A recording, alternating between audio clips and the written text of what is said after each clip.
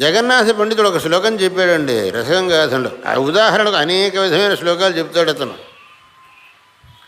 నిష్ణాతోపి చ వేదాంతే వైరాగ్యన్నైతి దుర్జనః చిరంజల నిధౌ మగ్నో మైనాక ఇవ మార్దవం అన్నాడు.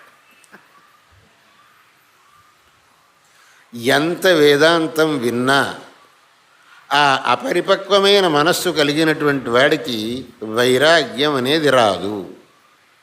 దానికి దృష్టాంతం చెప్పాడు ఆయన. చిరంజల నిధౌ మగ్నో మైనాక ఇవ మార్దవం. ఏదన్నా ఒక పదార్థాన్ని నీళ్లల్లో వేస్తే అది మెత్తబడుతుంది. సామాన్యంగా ఎటువంటి పదార్థమైనా నీళ్లల్లో ఎక్కువసేపు ఉంటే అది మెత్తబడుతుంది.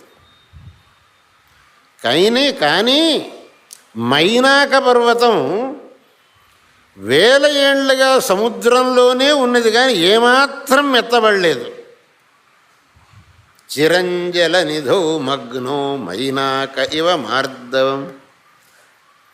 ఎన్నో వందల వేల సంవత్సరాలుగా సముద్రంలో మునిగి ఉన్నది, కానీ ఇవాటికి అది మెత్తబడలేదండి. అలాగే ఎంత వేదాంతం విన్నా ఆ చిత్తశుద్ధి లేనటువంటి వాడికి వైరాగ్యం అనేది రాదు. కాబట్టి మనకందరికీ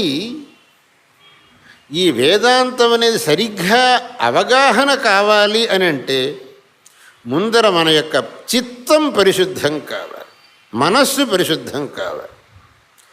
మనస్సులో ఉండేటటువంటి కల్మషములు తొలగిపోవాలి.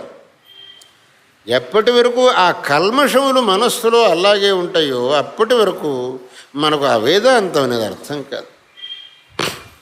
అర్థం కానందువల్ల మనకు ఆ వేదాంతంలో చెప్పిన సాధనాల్ని అనుష్ఠానం చేయడానికి వీలు కావటం లేదు. అది అర్థమైతే కదా అక్కడ చెప్పిన సాధనానుష్ఠానం అనేది చేయటం. అసలు విషయమే అర్థం కానివాడికి ఆ సాధనానుష్ఠానం ఏం చేస్తాడు?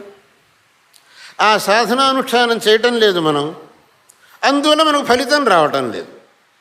సాధనాన్ని అనుష్ఠించకపోతే ఫలితం ఎలా వస్తుంది? రాదు. ఈ విధంగా మన యొక్క పరిస్థితి త్రిశంకులాగా ఉన్నది. అలా అని చెప్పేసి మనకు వేదాంతం ఆసక్తి ఏమో ఉన్నది. ఇది జన్మాంతరి పుణ్యం వల్ల.